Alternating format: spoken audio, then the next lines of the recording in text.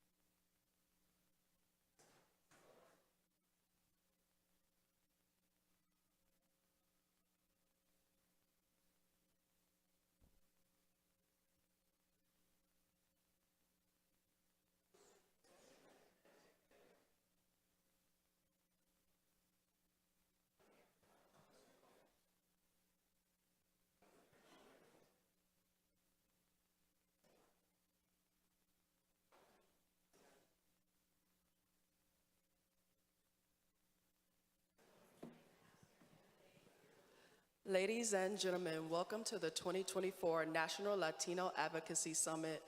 Please continue to take your seats, and we'll begin shortly. Thank you.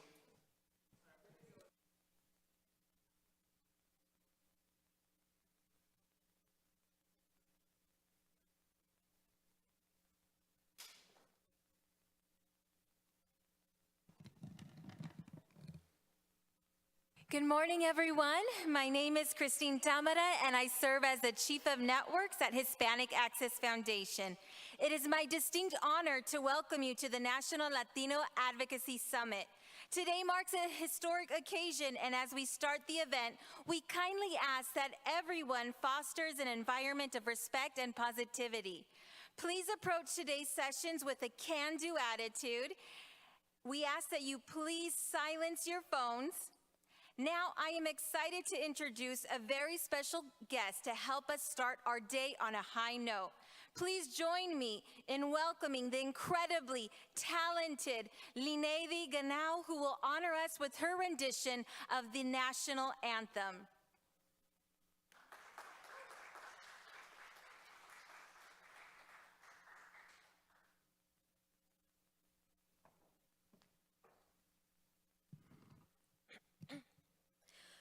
Oh, say, can you see by the dawn's early light what so proudly we hailed at the twilight's last gleaming, whose broad stripes and bright stars through the perilous fight o'er the ramparts we watched were so gallantly streaming, and the rocket's red glare, the bombs bursting in air, gave proof through the night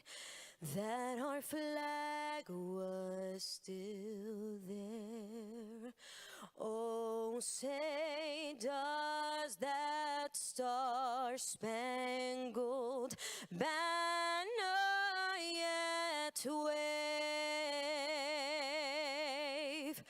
o'er the land of the free and the home of the brave?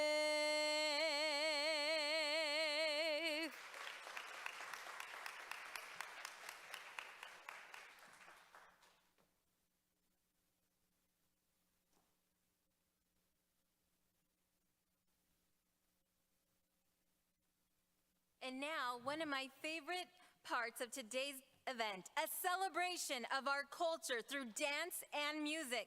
Please get it up for DC Folklorico.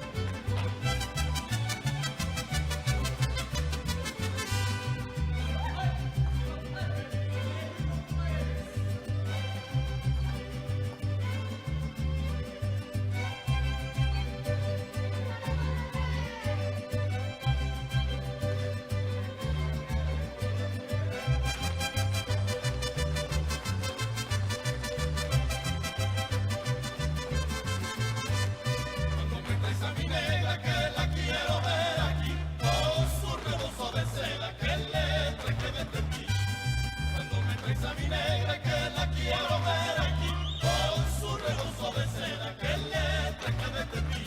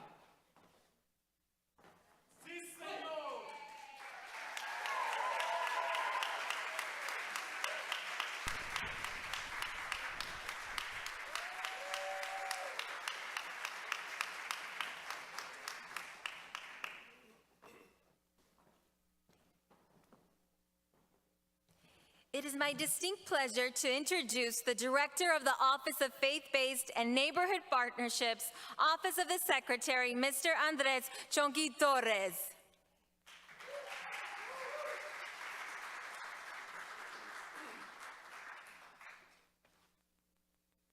All right, buenos días a todos, ¿cómo están?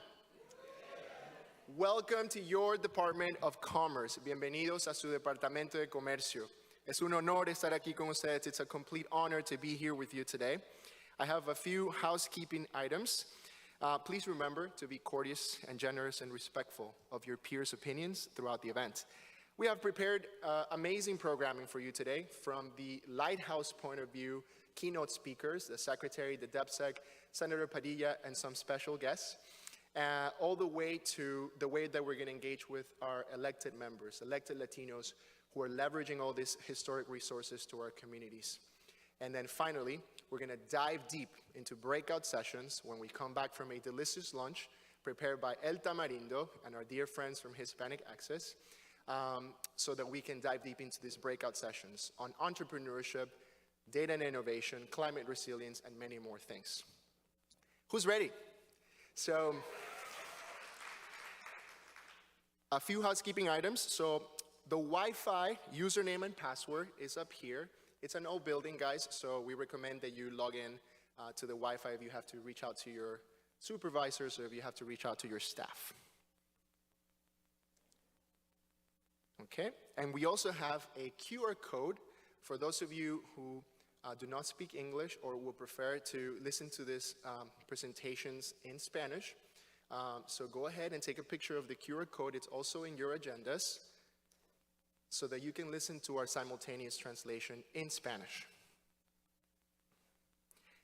In your name tags, right next to your names, you're going to see numbers. Each number tells you the table that you're going to join during lunchtime. And our amazing interns and staff will guide you to the cafeteria. Lieutenant Commander Calix, can you raise your hand? At 12 p.m., when we're done with this part of the program, you'll follow Lieutenant Commander Calix and staff to the cafeteria in the B level. Para los que nos están escuchando desde casa en español, por favor tómenle una foto al QR code que ven en pantalla para que puedan escuchar la traducción simultánea desde sus casas. En el canal de YouTube, commerce.gov/live, en la área de los comentarios, ahí pueden hacer clic en el Zoom para la traducción simultánea. And last but not least, special thank yous. Can we give a big round of applause to our amazing friend Francisco from the Office of Civil Rights, who is our ASL interpreter.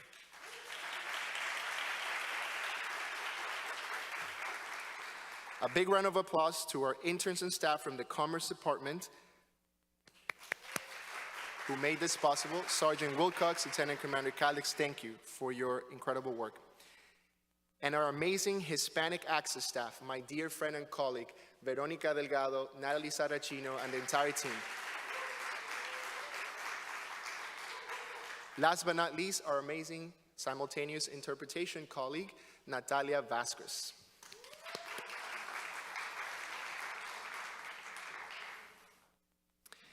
So, without further ado, we're now ready for our dear secretary and our keynote speakers. We're going to give them a few seconds to transition onto the stage.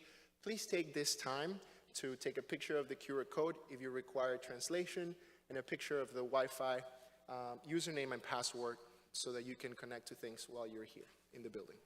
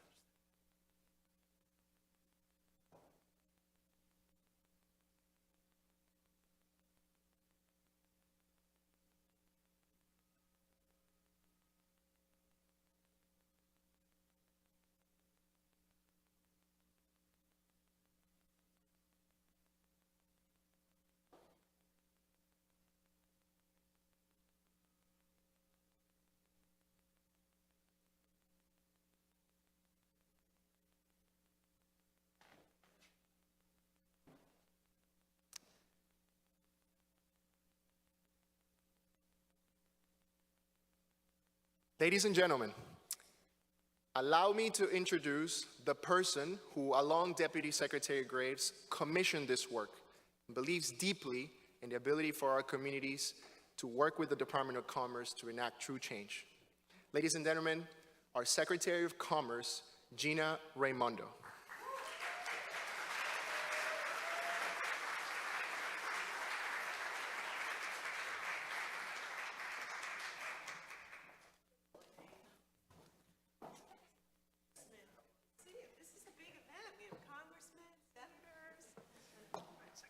Thank you. Oh, I thought you were offering me. He's a real gentleman.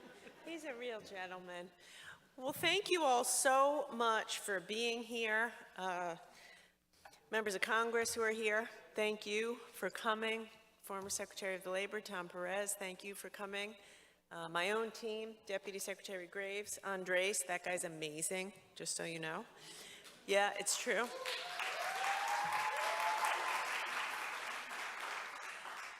Susie Felice, who's my head of Ledge. Where's Susie? Everyone here is doing such a good job. So listen, I am thrilled to be here and to welcome you to the Commerce Department. Prior to this job, I was the governor of my state, Rhode Island. And in the time that I was the governor, I saw the Latino population explode. Actually, in the past decade in Rhode Island, Latino population has gone up by about 40%. And I had the opportunity to work with these small businesses. And I saw how vibrant they made our economy in my state. So I'm telling you that because it's that experience and commitment that I take to this job. My job as Commerce Secretary is to make sure that America's economy is the most innovative and the most competitive in the world. And the only way to do that is if everyone can participate. And that means your businesses and all the businesses that we serve, particularly because the population is growing and so entrepreneurial, right? So entrepreneurial. So earlier this year, we have done so much work here at MBDA, at EDA, really focusing on Hispanic-owned businesses. Because these are some of the fast-growing businesses, most entrepreneurial, most dynamic, and rooted in the community. But I also know it's harder to access capital, harder to access the technical assistance that you need in order to build the business, hire people, deal with the ups and downs that come with running any business. So that's why we're here. That is why we're here. Eric Morissette, who runs MBDA, I don't know if he's here, but he's doing a phenomenal job doing that. Alejandra Castillo, first Latina to run EDA, totally focused. We want to work with you. And that's the last thing, or the message that I want to leave with you. We can't do this alone, right? I used to run a small business myself, so I have some feeling for what you're going through. We need you to tell us what the obstacles are. We need you to tell us what you need from us. We need you to tell us how we can do a better job of making it easier to work with us, right? Like we sit here in DC with great intentions. I'm telling you, the tone at the top that Deputy Secretary Graves and I have set is that minority-owned businesses matter, Hispanic-owned businesses are the lifeblood, it's fast-growing, we care, we want to be there, we want to invest, we know America's strength is our diversity. Talk about China, China's homogenous. That's a disadvantage. Our economy is stronger and more vibrant because of Latino population, but only if you can thrive, right? Only if you have access to capital and talent, help protecting your IP. We run the Patent and Trademark Office here. So this is what we need from you. Help us take our commitment and our good intentions into, programming and technical assistance and funding and financing that will actually help your businesses grow. That is what we need from you so that we partner together so that we can help you succeed and, quite frankly, the next generation of businesses that come along. Last thing I want to say very quickly is this. The other thing that we do here, in addition to the Patent and Trademark Office, EDA and MBDA, is we're very focused on AI. And I just will say this. I lived this during the pandemic. The smallest businesses in the pandemic that became digital, that digitized, thrived. But the ones that didn't went out of business. And you know what I'm talking about. If you didn't switch your business to a digital business or to the cloud, it was hard to come out of the pandemic. AI is similar. So we at the department have just set up an AI Safety Institute. We're very focused on AI. Earlier this year, I launched the US AI Safety Institute Consortium. It includes about over 100 businesses and think tanks and universities and entrepreneurs from all over the country to help us think about AI. It includes several Hispanic serving institutions, as well as the Hispanic Tech and Telecommunications Partnership and Unidos US. We have to commit ourselves to making sure Hispanic-owned businesses embrace AI, know how to embrace AI, and aren't left behind. So I want to put that on your radar as something that we want to hear from you on and let you know as you're thinking about AI, digitization, technology in your businesses and the businesses, and the folks you work with, call on us for the technical expertise so that we can make sure that your businesses embrace it and, can benefit from the new technology. So I'm excited to be here. That's what today's all about. We have to come together, all of us, and if we do, America's economy will in fact continue to be the most vibrant, dynamic, and competitive economy in the world. Thank you so much for your time, and thank you for my own team.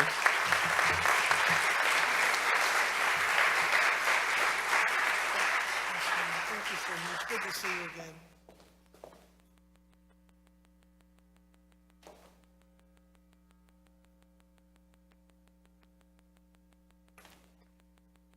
Thank you so much, Madam Secretary, for your relentless support of our communities. Now it's my honor to introduce the other person who commissioned this work, our Deputy Secretary of Commerce, Dawn Graves.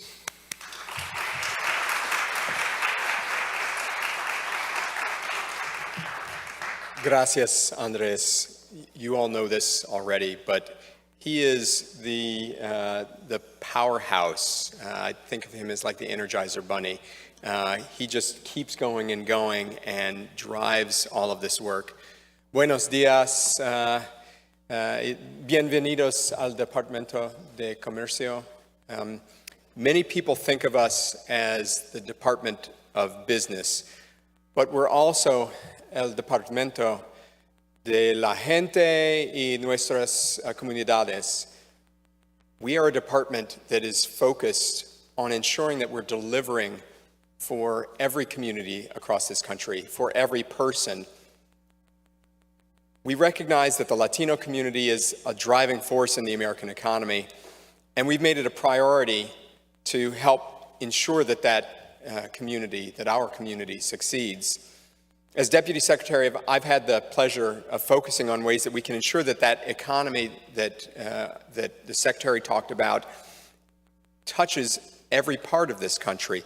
It reflects las esperanzas y los sueños of all of the people. Todos, la gente. We're in the midst of an industrial revolution that is building an economy that will allow us to outpace others around the world for generations. And to do so, we're focused on place. You can't build an economy unless you recognize that an economy comes from a place, that place-based development will be important to lift up communities, recognize and support our workers. And as President Biden's economic growth coordinator for Puerto Rico, I've been able to roll up my sleeves to rebuild Puerto Rico.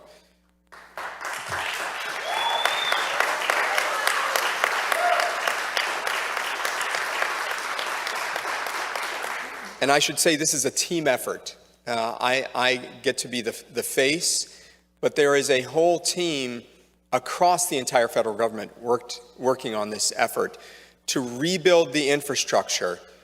We have to rebuild the infrastructure and to create the type of economy that will enable Boricuas on the mainland and, of course, on the island to build a vision of the future that they want. The President made this clear to me when he asked me to take on this additional task. He said, for decades, the federal government has underinvested and disinvested in Puerto Rico, and that will change under this administration.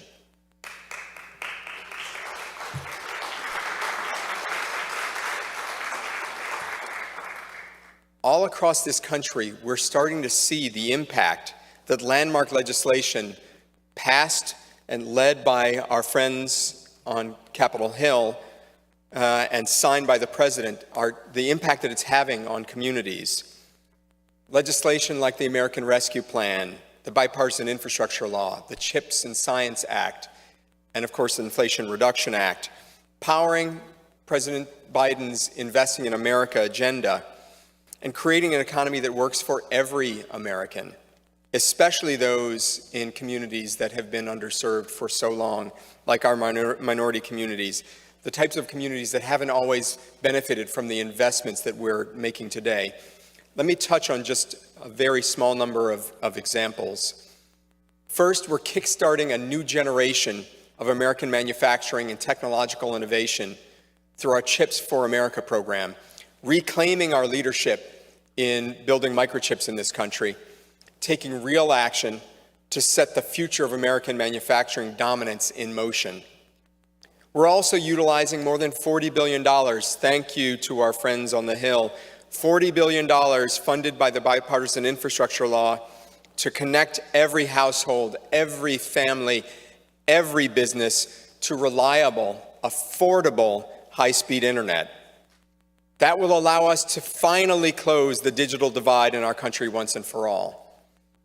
And our climate efforts are also moving ahead thanks to historic investments under this administration, ensuring that all of our communities can withstand the effects of climate change. We know that heat is having a massive impact on too many of our communities across this country.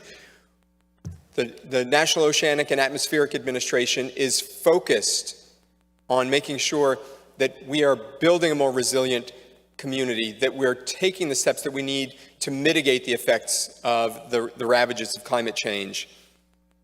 Our investment programs across the Department of Commerce and the federal government are integrating workforce development and economic development. This is very deliberate and strategic to combine those efforts with workforce, to combine workforce development with economic development, to create sustainable pipelines of skilled workers in good-paying, family-sustaining jobs, fully deploying the most diverse workforce in the world and establishing this modern industrial strategy that includes everyone. And as you've heard, probably, I hope you have, if you haven't, you should know this, the Secretary and I are working to ensure that we have high-quality, affordable child care to allow all women to enter the workforce that would like to.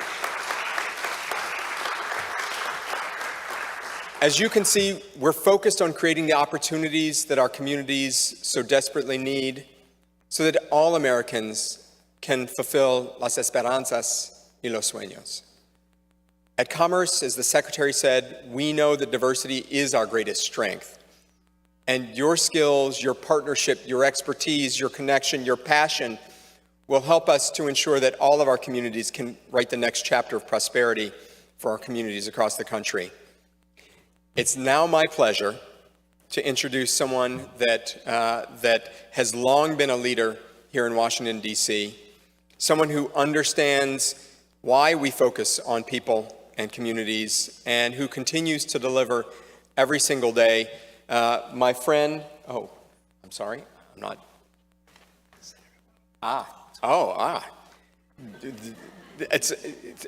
can say the same words for, it's actually someone who is a friend, who works closely with me, who has been focused on his state's Latino community in addition to the rest of the state, but someone who is a valued partner, someone that I consider a friend, and someone who I turn to when I need help, and someone who the Latino community, I think, turns to on a regular basis when they need help. Senator Alex Padilla.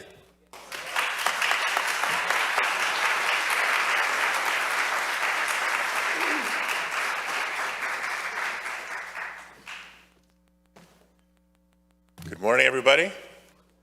Buenos días. ¿Despiertos?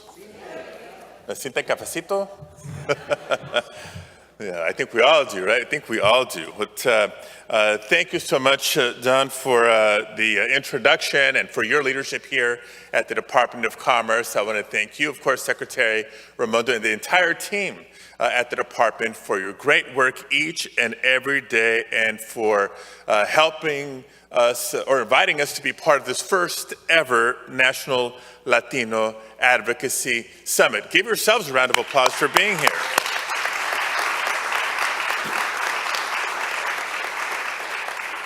Now, the first thing I'm going to tell you is we absolutely need to take up the Secretary on her request. Bring us your ideas, your suggestions on how this department and the federal government can do more to support you and our communities throughout the country. You know, when we hear about the Latino community and the value that we place on the Latino community, it's oftentimes in the context of, well, it's part of a growing coalition, right? America is a diverse country, and our strength is in that diversity. When it comes to what Latinos bring to the table, we think of the big picture. Latinos are not just a large population across the country. Taken together, Latinos represent the 5th largest economy in the world. That's huge.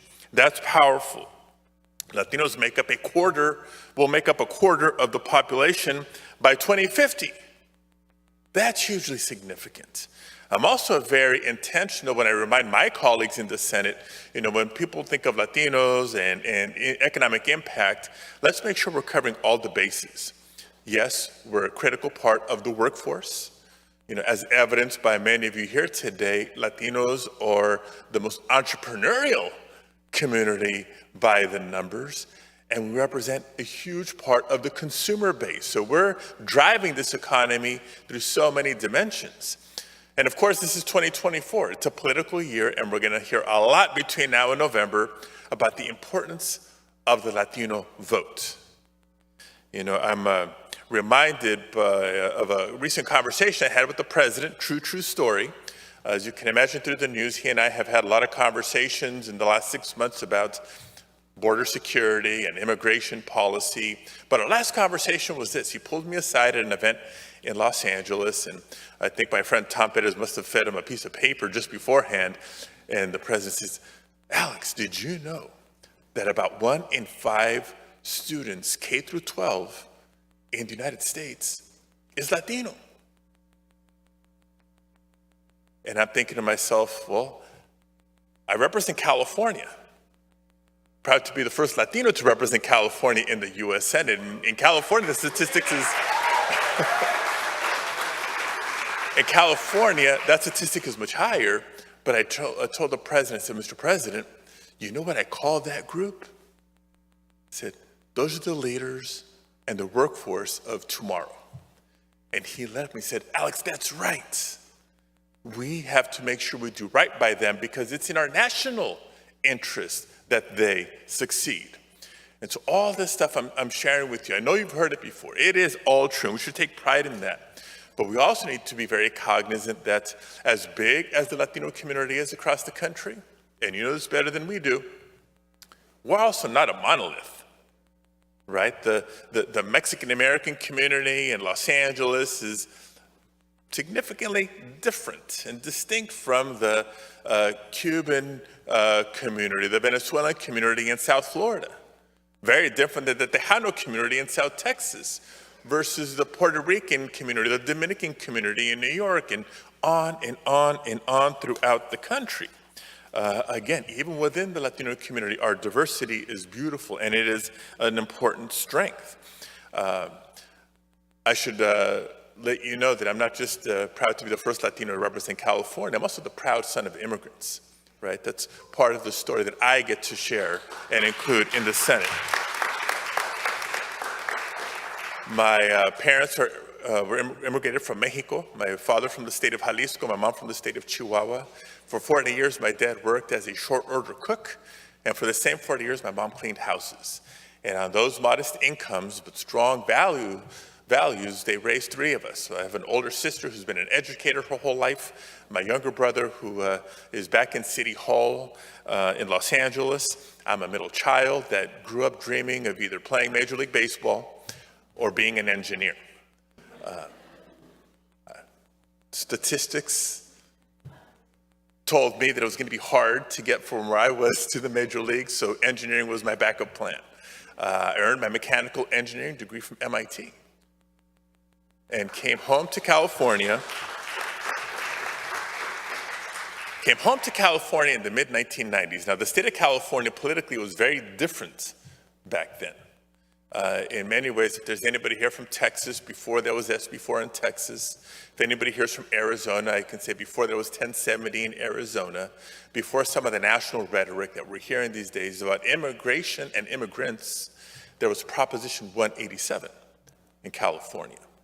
And as beautiful as that engineering degree looked on the wall, and as proud as I was to fulfill not just my academic dreams, but my parents' dreams of me getting a good education, I knew that I needed to put a pause on engineering and get involved in politics because of the rhetoric I was seeing on television and on the ballot. So like a lot of people, a lot of families, our family started organizing and marching and protesting. Before I knew it, I was managing political campaigns. And about 5 years after I graduated from MIT, I was running for office, for city council, never imagining that my career would lead me to where I am today. But it's, in hindsight, makes perfect sense. Because we're all told that if you want to see change in your community, if you want to see change in the world for the better, you got to get in the game. You got to lead the change. Don't just wait around for somebody to do it. So for those of you in the nonprofit sector, I know you're doing it at the grassroots and advocacy level. For the entrepreneurs in the audience, whoa, talk about taking a leap of faith on the American dream, investing, putting your own resources on the line to do better for your family, to improve the community by creating jobs and growing the economy. That's what this is all about. That's the spirit in which we gather here today.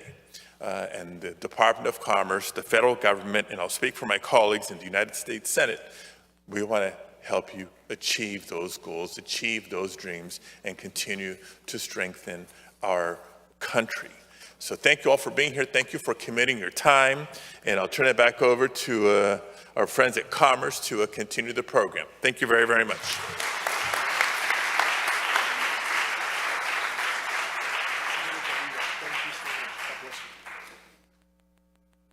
Thank you so much, Senator Padilla, for framing this conversation. Now I have the pleasure of introducing someone who doesn't have to say it. He just shows up, and it shows the commitment that he has for our Latino community and a bunch of communities across the United States. He's come to Commerce for our first ever Muslim American leaders convening. He's come to Commerce for our first Jewish American leaders convening. And he's here to support Latino families because he's one of us. It is my honor to introduce a longtime mentor, Obama 44 alum, our dear leader, Mr. Tom Perez, Senior Advisor to the President. Everybody.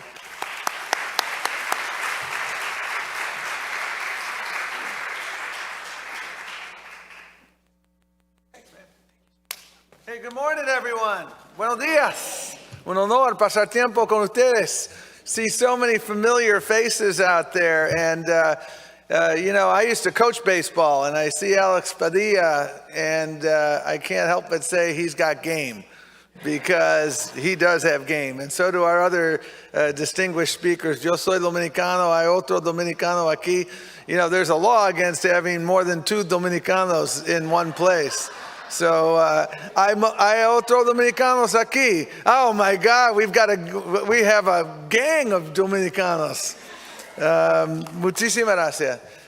You know, Secretary Raimundo has been a friend. I've spent a lot of time in Rhode Island in various chapters of my life, and she has been a great leader. Don Graves, wonderful, wonderful person, and a great colleague dating back to our time in the Obama administration. Folks, I want to make sure, I just cut to the chase here. I work for President Biden. Yo soy una senior advisor para President Biden. You know, the most important thing I want you to take away from my very brief remarks is the following. It's really important in life to understand the moment in which we find ourselves. Because if you don't understand the moment, it's hard to meet the moment. This is a moment of undeniable and arguably unprecedented challenge. Challenges from the pandemic, challenges from authoritarianism, challenges of a global level. But the thing to remember, as the president said, is that moments of gravest crisis are also the moments of greatest opportunity.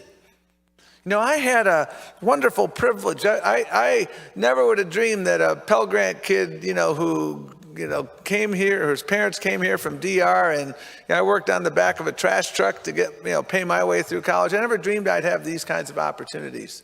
And I feel so blessed to have had them. But the thing about it right now is, you look at the most remarkable moments of the 20th century, and I would argue the most remarkable moments of the 20th century were the 1930s and the 1960s. You know, as your former labor secretary, most of the laws we enforced were a product of the New Deal. And, you know, the New Deal came about from a remarkably tumultuous era of struggle, Great Depression, global crisis. And I also had the privilege of working with many of you in this room, like Brent and others, when I led the Civil Rights Division. And what were the majority of the laws, slight overstatement, but the majority of the laws that we enforced there were a product of the tumultuous civil rights movement of the 60s. We're in another one of these moments. And Joe Biden recognized that on day one. I would invite you, by way of homework, to take a look at an executive action President Biden took day one of his administration. It was an executive action that was premised on a strong belief he had. He understood that if we did our job right, and he knows how to get things done, the American Rescue Plan, the CHIPS and Science Act, the Bipartisan Infrastructure Bill, the Inflation Reduction Act, so many things, the Safer Communities Act. If we get these things done right, we can affect transformational change for every community.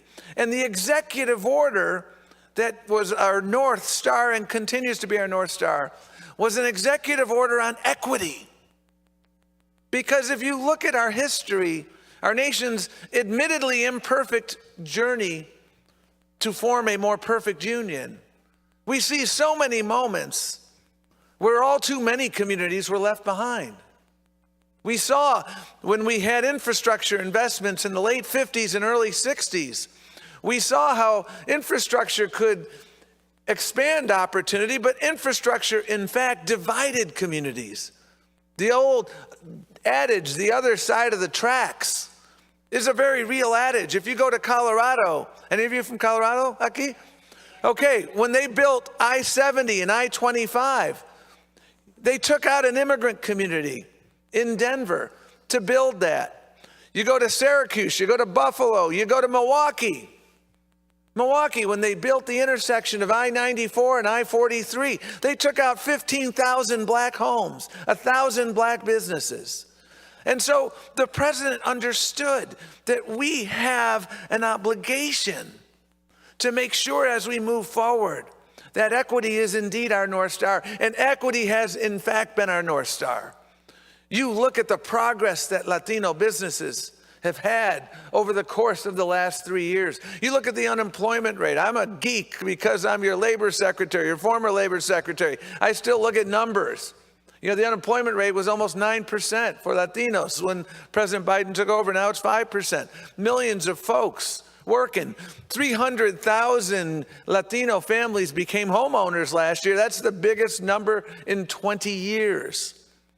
You look at the ranks of the uninsured, and we have been able to lower those ranks of the uninsured because of, among other things, Obamacare. Now, I love when I see my Republican friends say, "Get your hands off my Obamacare." Boy, how times change. Thanks to our members of Congress who did so much to make sure that we fought for that. And so, at this moment, the number one thing I want you to take away from today is that this moment of opportunity continues. You know, we could go around the horn in every one of your communities and talk about the transformational investments taking place here. And I want you to know that while we are here at the Commerce Department, and the Commerce Department under Secretary Raimundo's leadership has been enormously important, this is a whole of government enterprise. And I hope at the end of the day, when you have heard from so many leaders across the federal government, so many of our colleagues in Congress, that you will see that this truly is a whole of government enterprise. This truly is a moment of of just remarkable opportunity. And I hope you will see the opportunities that exist in your community. I hope you will call on us. I'm at the White House. Feel free to call on us at the Office of Intergovernmental Affairs. Call on your members of Congress. Call on anyone. There is no wrong door. Everyone is here and we collaborate, we communicate. So if it's an issue that belongs in another agency, it's not your obligation to figure out where to go. It's our obligation to make sure we are good navigators for you. That's what today is about. And that's what we're going to continue to do. And please remember, what history also teaches us is these moments of opportunity are not limitless in time. And let's take advantage of these opportunities moving forward. Thanks so much for having me. Tenga un día excelente y vamos a trabajar juntos cada día.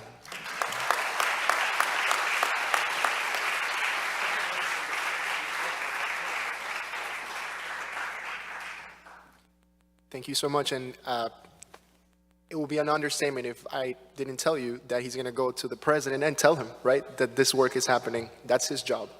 I've seen it happen. So, ladies and gentlemen, now Team CIMO and our facilities team will bring up the fancy armchairs, and we're going to welcome in 30 seconds our phenomenal Latino elected and appointed members. CIMO and team, thank you so much. 30 seconds for transition.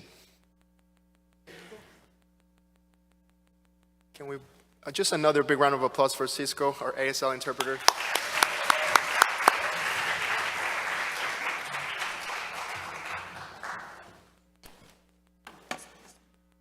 Thank you so much. At this time, I would love to welcome up to the stage our dear Assistant Secretary for Intergovernmental Affairs, Susie Feliz, Congressman Adriano Espaillat, Congressman Darren Soto, Congresswoman Lori Chavez Derrimer from Oregon, and Representative Angela Romero. Big round of applause for them.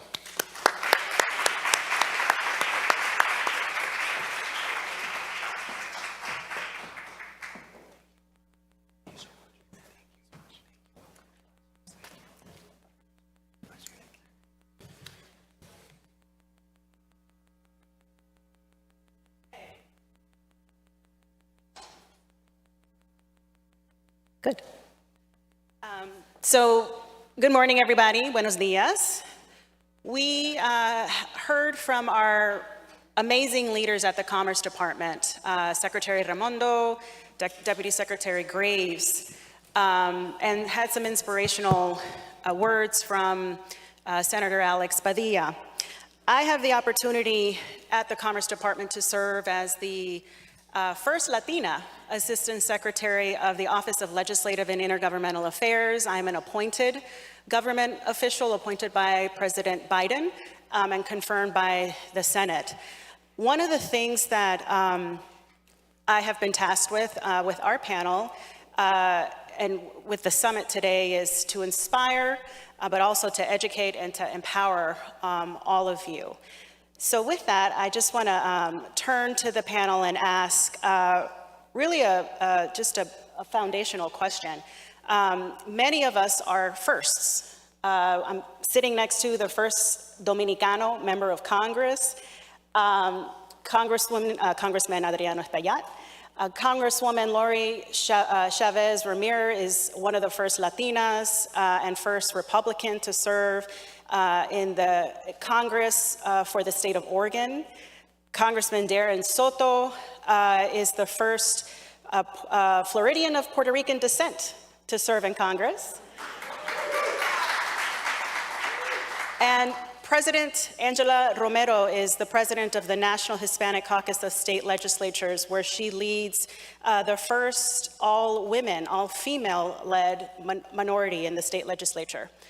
So round of applause to these elected leaders.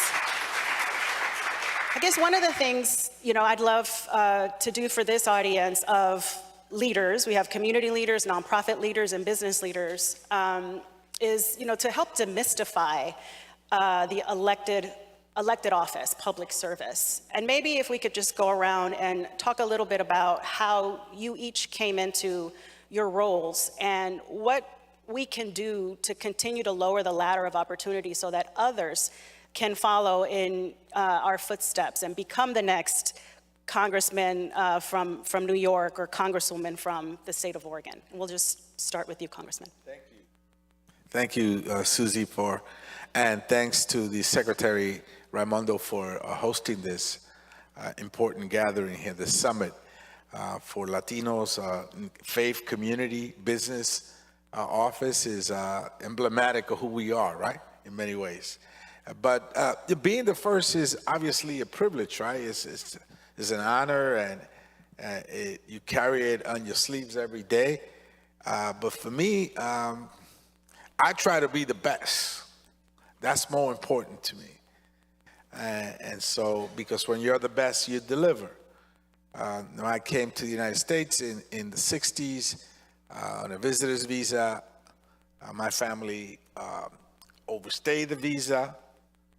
And so we were here at one point with no papers. We had to go back to the DR in the middle of a civil war to get our green card. Had we not gotten our green card, we would have been probably back there still. But we did get it and came to the United States during, as Tom Perez said, during a tumultuous time, right? Civil rights movement. Imagine a little kid that couldn't speak English watching on TV the civil rights movement play out, the Vietnam War, the war back home. So I really had no choice. It was a perfect storm in many ways for me to get involved first in public service and community matters. I was mentored by a black Baptist preacher who ran a church, a Baptist church, out of the basement of the building that I lived in, the White Rock Baptist Church. who was involved in a lot of community things, and he was the one that embraced us. Many of the Latino kids that grew up in that neighborhood and showed us what our rights were, what civil rights meant. So that was a very important, basic, fundamental piece of my activism later in life, and when I ran for public office, and that has led me to come to the U.S. Congress. So it's important to be the best, the first, but I think it's better to be the best.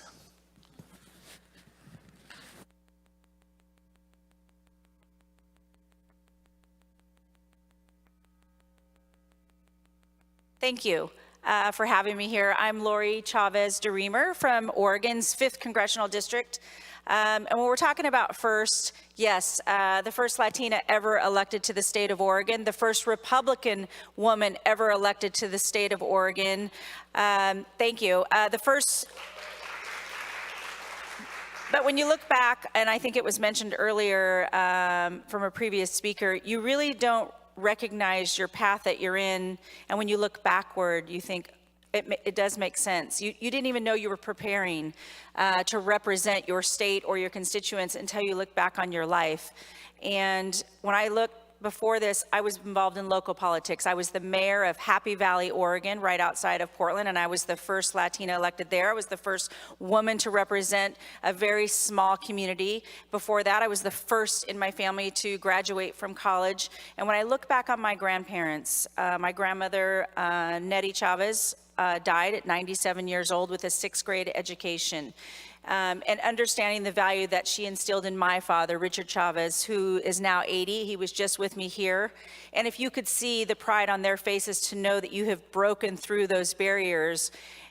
And as I sit here amongst my colleagues and know that it is not about party, it does not matter Democrat or Republican. I want to be the first at the table. I want to make sure that I'm the first to shake hands and have good policy for the constituents of not only Oregon, but I grew up in California. I recognize my colleagues on the West Coast. I recognize my colleagues now and build coalitions throughout the United States on both sides of the aisle. And I have said often, I will work with anybody to represent the people. It's about hard work. It's about work ethic. It's about having the next step forward. And if there's a barrier in the way, I want to remove those barriers for the future coming up. I often talk about the youth of this country and why we're here to recognize that anybody can be elected to the U.S. House of Representatives if we work hard and we pave the way for the future. We are the strongest country in the world, and we have to remember that we're Americans first. When I grew up, I was born in 1968. My grandparents only spoke Spanish when they first came with their grandparents and their parents. My father speaks Spanish, I do not. We were not allowed to speak Spanish. They didn't want us to speak Spanish in the house. When everybody came in, all of us grandkids, we went to English, and my grandparents were like, we were Americans first, and they wanted to be represented by that. And now we want to carry on that same message. And I want to recognize my colleagues up here. We don't often see each other. People talk about that, but it's just simply not true.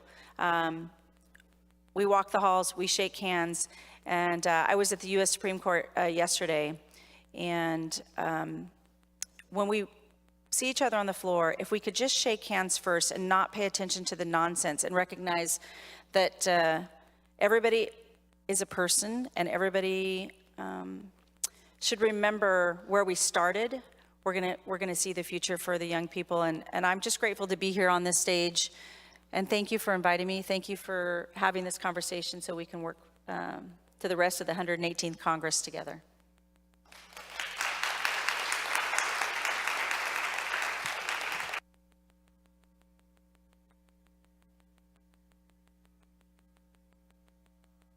There we go. My journey started really with education. Educación era una fundación. I got the opportunity to go to GW Law here in Washington, D.C., and really learn the foundations of the Constitution, of legislation. And ironically, even while I was here, I really wasn't that into politics because I kind of felt like as a law student, there are so many snooty people on the Hill. that was back then. And I went, followed my family to Central Florida. My parents and a lot of my cousins either moved up from Arecibo, Puerto Rico in 96 or in 2000. The rest of my family moved down from New York and New Jersey. And it was when I graduated, volunteerism and getting involved in the community was the second big step. Usted necesita estar en su comunidad, ayudando el pueblo. I started as a volunteer knocking on doors for other candidates and also helping them raise money and being a campaign manager. And by the time the opportunity presented itself to run for an open state house seat, we got the band back together from a bunch of different races and was able to win in a special election. Also timing is key. This was a time when we continue to see a huge relocation of folks from the north and from the Caribbean to Central Florida, especially of Puerto Rican descent, but also Venezuelan descent, and we have a large Mexican-American population, and Colombian, Dominican, and others. Then timing is key. This was a time when we had a huge new growth in this area, new seats being created. So as you're looking at your opportunities, go with your gut, get the sense of where your community is going and be there ready to serve. And then the last thing I would say that was huge is to deliver once you're in office. I started as a state rep. I didn't have this grand ambition to do all these different things. I just made sure to bring back major projects, pass laws, and improve my community day in, day out, term after term. And then 3 terms in, a state Senate seat opened up, and the same thing, just the fundamentals of being a legislator and improving our community. And then in a third opportunity, a congressional seat opened up, and I was able to run and win, and I'm in my 4th term here. And we have my district, prior to this last census, was the fastest growing in the Congress. We grew 40% from 2010 to 2020. And so there's huge need for leaders there to deliver, to be ethical, to have a vision of how to improve the community going forward. And when you're one of the first, or the first, you have to exceed expectations. You have to be above reproach, and you have to make sure that everybody, because we obviously represent both Hispanics and many other communities in our districts, we lead for not only ourselves, but for our districts and for set an example for future generations.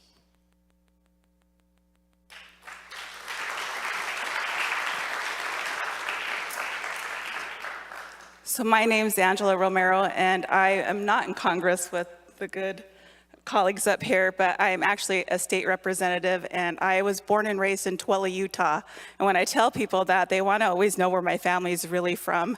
And I'm like, Tooele, Utah. My family's actually from New Mexico. And so when people ask me where my family's from, because they still don't, they still want an answer.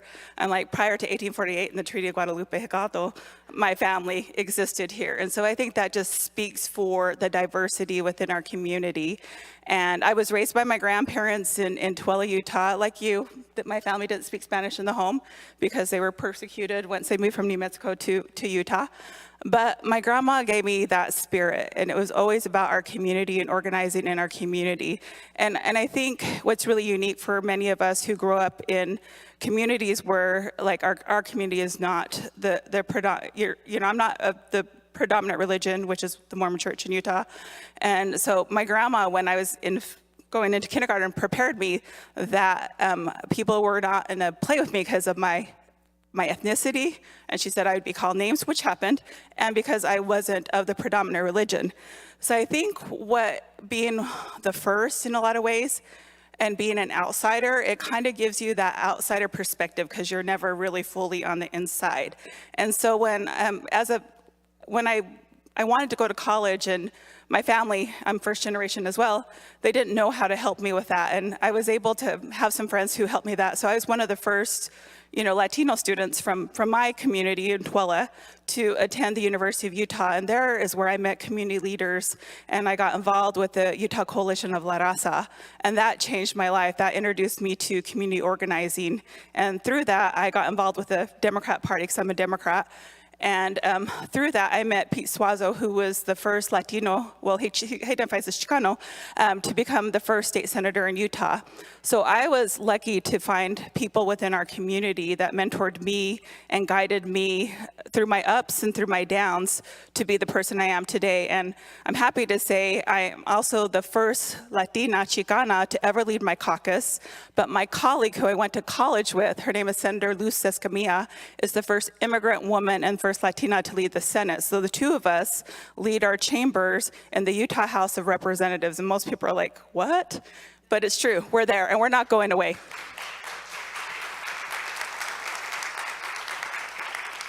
And just one more thing I'll add is mine and Senator Escamilla's districts overlap. My district is the only district in Utah where people of color are the majority, and 50% of that district is Latino. So I think it's really important to emphasize that, because when you think of Utah, you just don't think of Latinos. You think of the stereotypes, Mormons, polygamy, all of the above, but that's not the case. Utah is changing, it's growing. And I'm happy to be here as part of the National Hispanic Caucus of State Legislators. And I think with organizations such as National Hispanic Caucus of State Legislators, he's a former member, it really cultivates us, and it reminds us that we do have community, because sometimes when you're in Utah and you're of the minority when it comes to political ideology, and you're the minority when it comes to ethnicity and race, you feel alone. And then when you join organizations like National Hispanic Caucus of State Legislators, you know you're not alone, and you have the support of your colleagues from across the country, and you can influence policy and sit on stage with congressional members.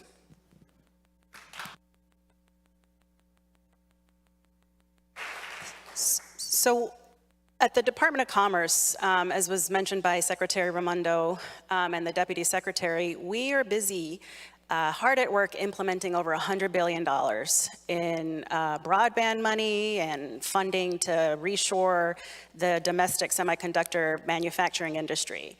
That's going to translate into hundreds of thousands of jobs for community members everywhere. We have an audience of community-based leaders, nonprofit leaders, business leaders.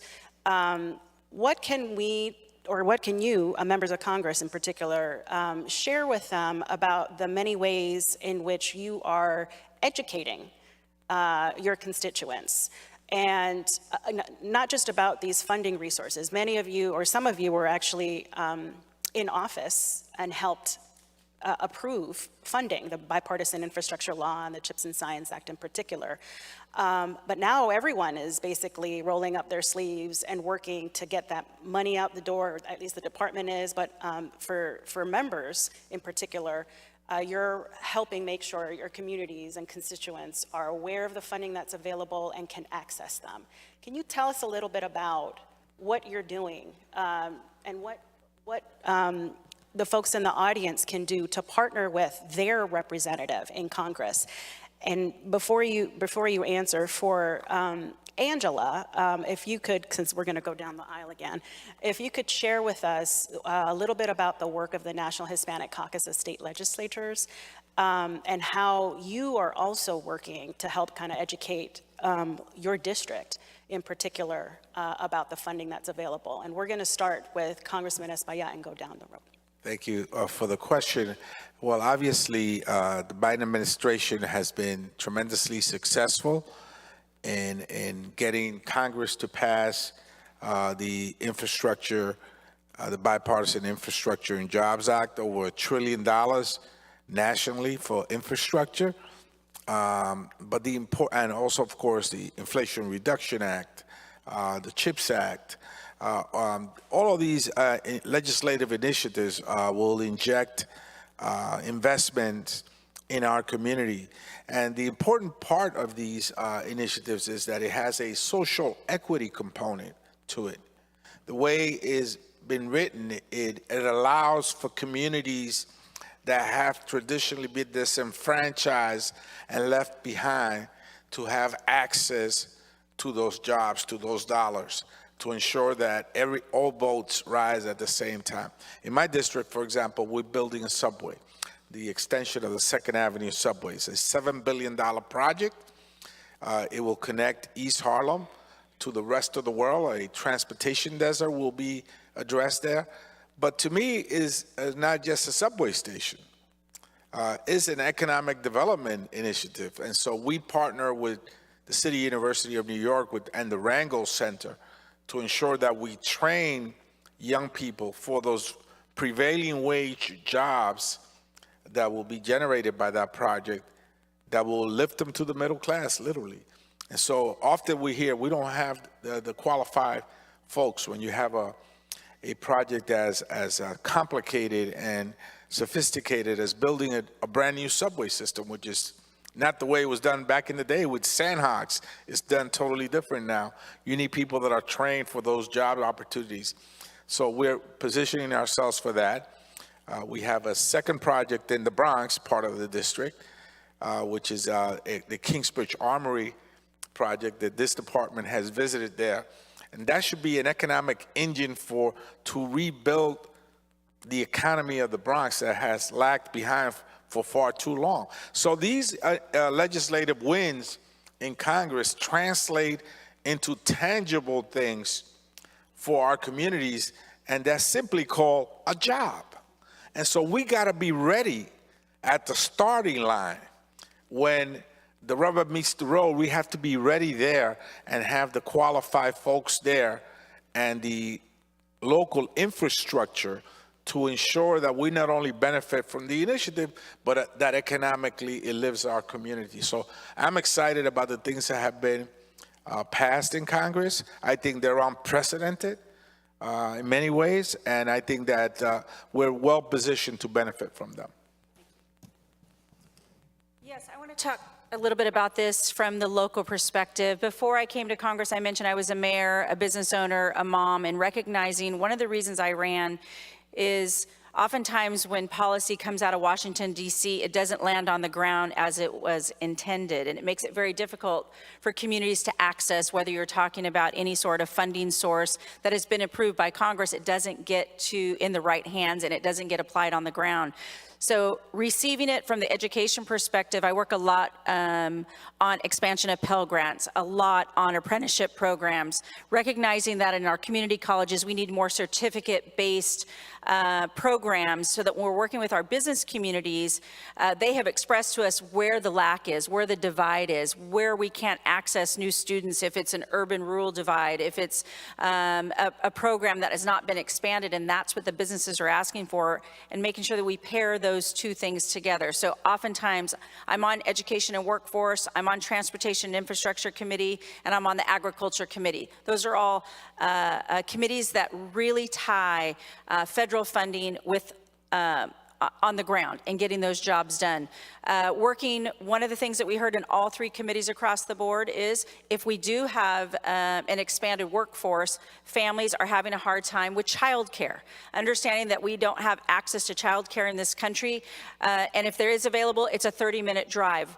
You wouldn't think that when I am visiting with our local small community farmers, ranchers, and producers, that they'll tell you, farming has changed. You don't take your child out with you when you're doing that. You need access to that. And you got a 40-minute drive into town to find access to childcare. That's not $1,500 or $2,000 a month. And they're having to choose between going to work or putting their child in or having access to childcare. So I work with Congressman Carbajal from California to recognize that not only do we need to expand the child tax credit for that, but we also need to help our businesses offer childcare to their employees as well. So working on both sides of the aisle, that's good policy. So Oregon is very well known for the CHIPS and Science, bringing those dollars back. Semiconductors were really number two, besides Taiwan, in producing those semiconductors. We have the higher education, but if we don't have the workforce, and again, across the board, we are hearing in manufacturing, advanced manufacturing, agriculture, we don't have the workforce workforce in place. So it's incumbent upon members of Congress to recognize that and then put the two together so that the policies on the ground get to your home communities and then bring that funding back. The congressional direct spending for our communities matters. Fighting for those dollars that they pay in their taxes to the federal government come right back into those communities. For instance, the I-5 bridge connecting different states or different communities. So I work on all local issues. That's why we can win a seat like this in a bipartisan manner, because it's just good policy on the ground and not getting caught up in the fray that you see on television.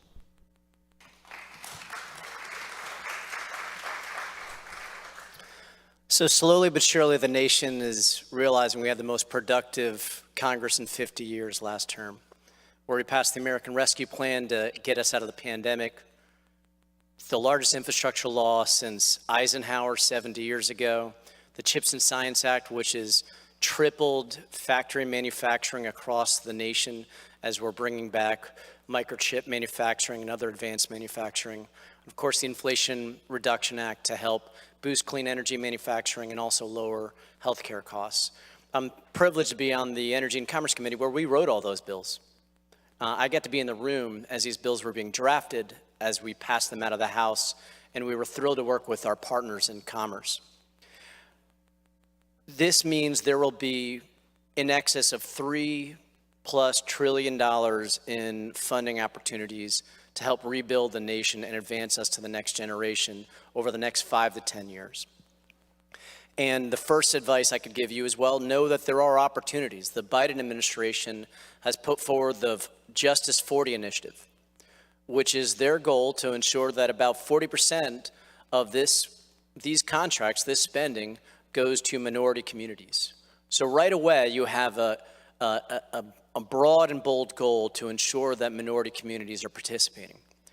You just need to help seize these opportunities.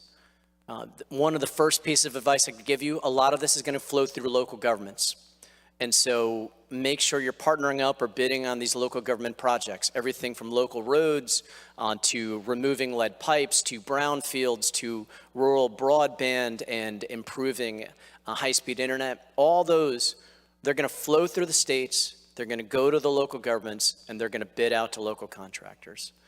In addition, you'll see that with airports. We've been thrilled also to work with our local governments and major companies to bring back the biggest CHIPS project in the state and the biggest IRA project. But the local governments really helped work hand in hand with us to make a stable environment to be able to bring in those huge projects. Another thing, if you're one of the big guys or gals, you don't need this advice. But if you are an emerging firm, you want to partner up with a larger firm.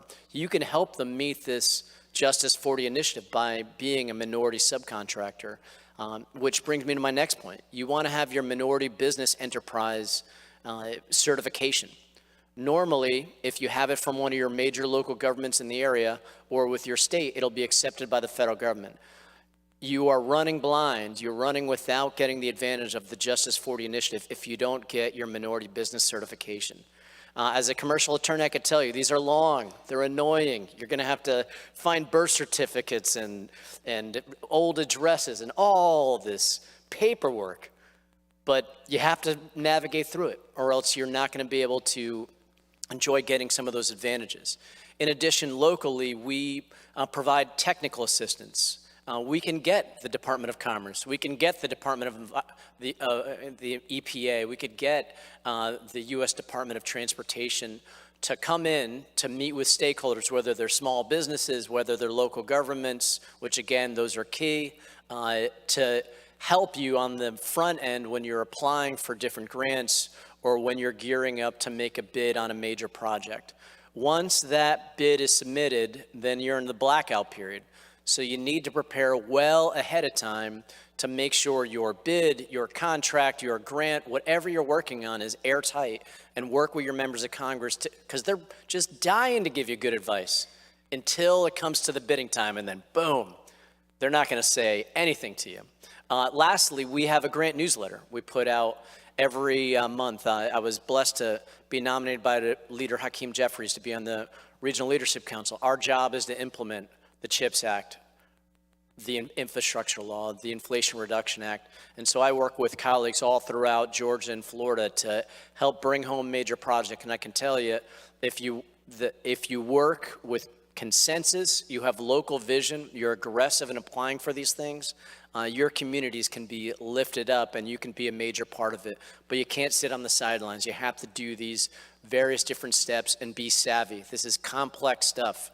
And every one of you has the potential, but do you have the work? Do you have the drive? Do you have the vision to seek these opportunities? That's really what it comes down to at the end of the day.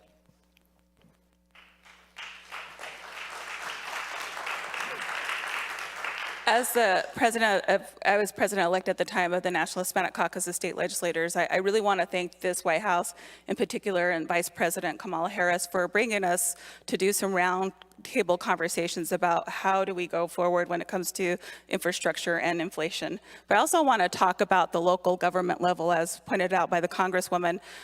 We're a part-time legislature, so my full-time job is I work for the City of Salt Lake City Corporation. And when the pandemic hit, and we were getting these federal dollars, myself and Senator Escamilla, as representative and senator, worked with our local government, our county mayor and our city mayor, because most of our essential workers, many of the people you employ, were on the front line. And so what we were able to do with some of this federal money was start a community health worker program. So many people within our community didn't trust people, and we want to make sure that we were reaching out to our community members, making sure they were safe, making sure they were protected.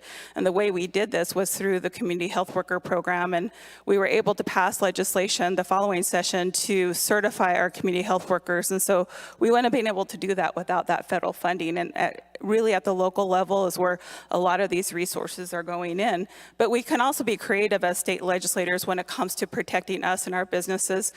In Utah, many of our Latino community members are mixed status families. And so this last session, Senator Escamilla, and I was assisting her in the House, but I couldn't be her House sponsor because 2 Democrats, 2 Latinos wouldn't have worked. But we were able to pass legislation to make sure that children that are in mixed status families can receive health insurance. And that is critical for many of our kids because we have many mixed status family members. And so don't forget about what we do at a local level and how those federal dollars trickle down, but also talk to your state legislators to make sure they're being innovated to help you and the work that all of you do as well. Well, I think we're at time now, but as a point of personal privilege, I just wanted to say it's been an honor to join you all today and to continue serving with you. We at the Commerce Department look forward to our continued partnership in the months and days and months ahead. Why don't we give them all a round of applause? Thank you.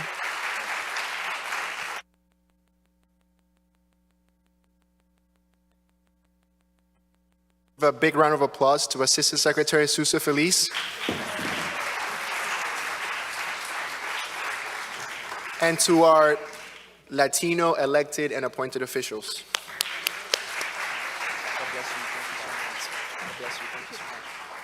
At this time, I would like to welcome Simo and his team to help us with a 30-second transition for our Interagency and Commerce Bureau panel. We have heard from the Lighthouse point of view of our senior leaders across the administration. Now, I want you guys to scaffold this to the head honchos of each one of these bureaus that our senior leaders have alluded to. And so I want you to pay close attention to the broad strokes, ballpark view of each one of the top resources coming out of these agencies and these bureaus.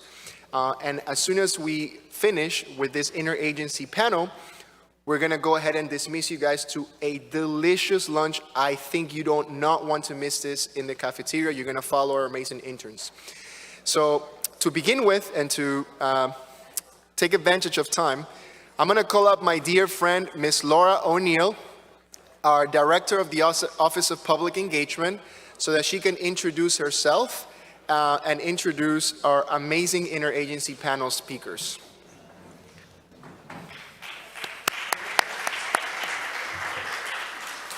So Laura, welcome. As our folks settled, can you tell us a little bit about yourself and why this panel means so much to this audience?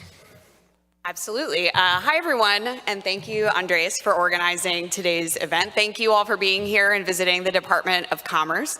My name is Laura O'Neill. I run public engagement for the Commerce Department. That means I get to work with folks across the entire agency, which, as you've heard today, is very large, to build and amplify all of our great programs and grant opportunities at the agency and make sure that we're communicating all of the opportunities at the department to communities across the country, and in many cases around the world. We are so excited that you're here so that we can showcase all that the department does, also to get your feedback on how we can better communicate these great opportunities that you'll hear about from our speakers today and throughout the rest of the afternoon. And so we look forward to, chatting with you at lunch, getting to know you all a little bit better, and keeping in touch past today. And really appreciate your feedback and again being here. I think we might be set if I could welcome our speakers for the 11:15 interagency panel up to the stage. Once you get seated, we'll begin with introductions.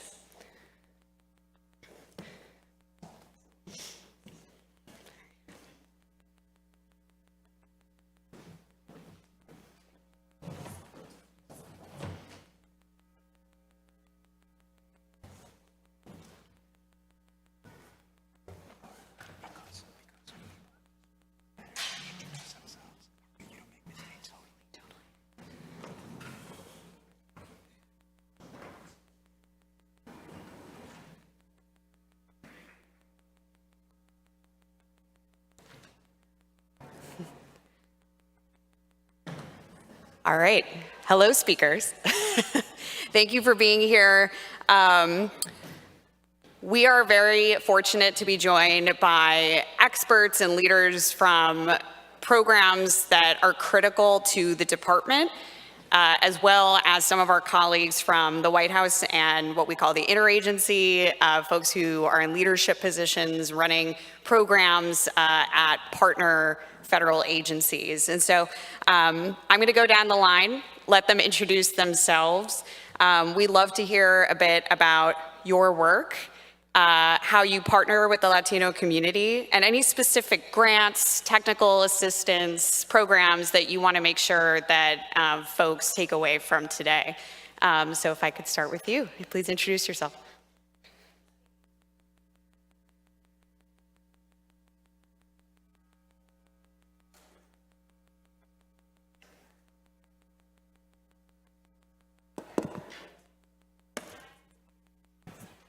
Hello. Oh, there we go. Thank you so much. My name is Sol Ortega, and I am a senior advisor for public engagement at the White House. I work primarily to engage our Latino community. Can you hear me if I just talk normal? Yeah? Yeah? Okay. I work primarily to engage our Latino community at the White House. No. It's being recorded? Yeah. So I'm good? Oh, okay, sorry. Okay.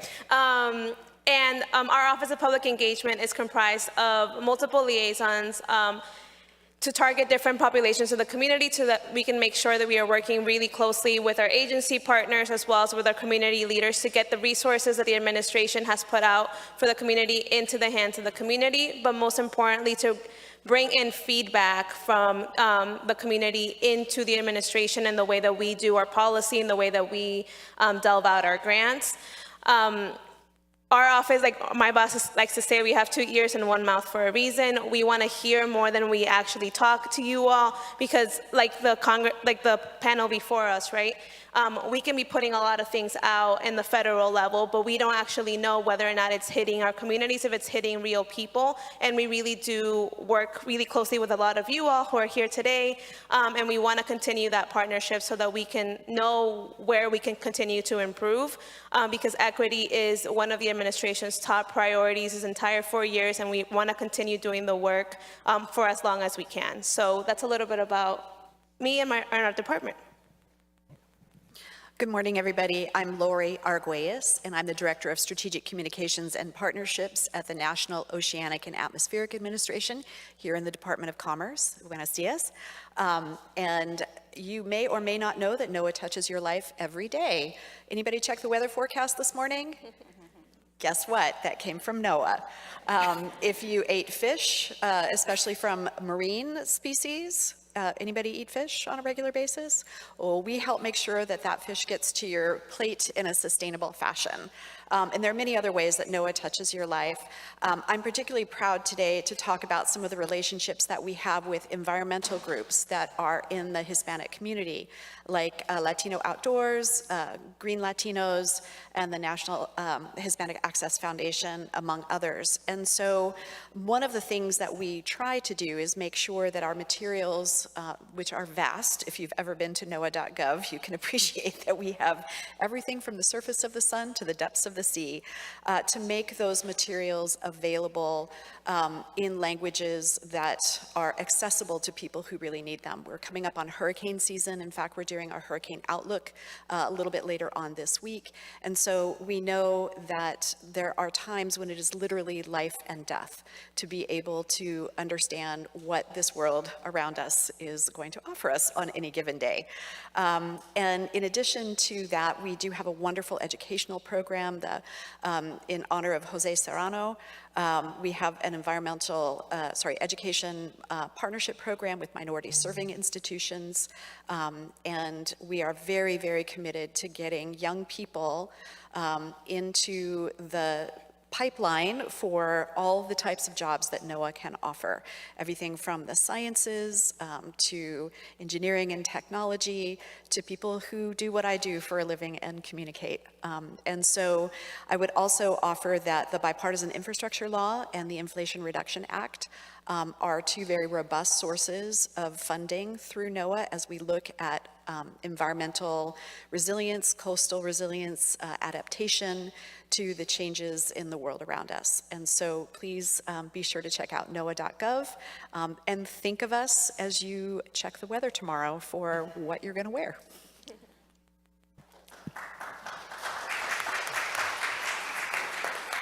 Buenos días, mi nombre es Melody González y soy directora ejecutiva de la Iniciativa Hispana de la Casa Blanca.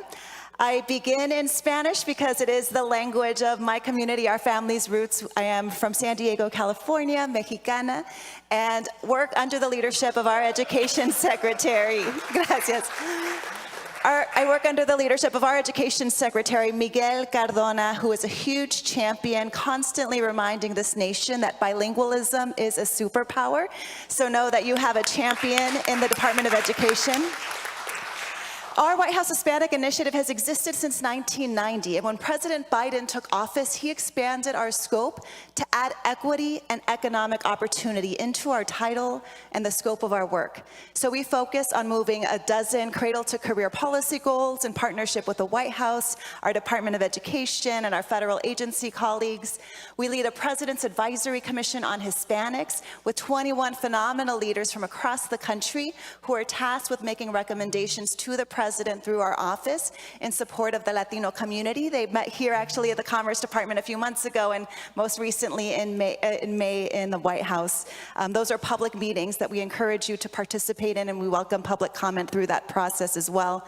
We also lead a 35-member interagency work group, which to me is a really exciting part of the job as well, and Commerce and our agency friends here are a part of this work. For the first time in history, our federal agencies have drafted and are implementing equity plans. They're hiring chief diversity officers. They're reimagining how they do policies, programs, budget, hiring, et cetera, to make sure that the doors of opportunity truly are open to all. And so I'd love to share with you all just a few tips that I think would be great for you all to not just learn about, to really carry out into our communities. So one, on the procurement front, under this administration and the leadership of SBA Administrator Isabela Casillas Guzman, data came out that Hispanic-owned small businesses have historically received just 1.8% of federal contracts. We are on a mission to change that, so encourage Latino-owned businesses to get involved in our federal contracting processes through the Small Business Administration, General Services Administration, a website called sam.gov. I also want to encourage you all to know that there are a lot of ways we can do public-private partnerships in government.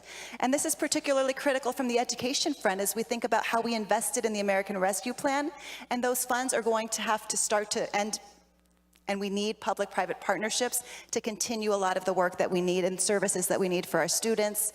I also want to make sure you all know about grants.gov. Across our federal agencies, there are so many opportunities to not just apply for grants, but also to apply to be grant reviewers. So I'd encourage you to consider applying and for the money, but also to review the funds. And at the Department of Education, Secretary Cardona has been very focused on his initiative called Raise the Bar, Lead the World. There are a number of priorities under that. As part of that, college access and loan forgiveness have been critical. We've canceled more student loans than any administration in history, to the tune of $160 billion, helping 4.6 million people. So if you know anybody that may be a public service worker, make sure they're applying for that public service loan forgiveness. If you know students and families, make sure they're applying for FAFSA to access the highest Pell Grants that we've ever been able to deliver and award, including our mixed status families. We've worked very hard to make sure our mixed status parents can complete the process entirely, safely, and help their students get the financial aid that they deserve. And last but not least, I always love to pitch federal jobs, which is a great economic opportunity. We are continuing to hire in the administration. You can learn at whitehouse.gov. You can learn about career jobs at usajobs.gov. And at our White House Hispanic Initiative, we're also always happy to help host interns, fellows, and IPAs, and we have some of them in the house here, so shout out to Chris and Anthony and Kevin from our team who are here. Feel free to talk to them today as well. Gracias. Good morning, everyone. My name is Margarita Varela, and I am FEMA's Director of Congressional Affairs.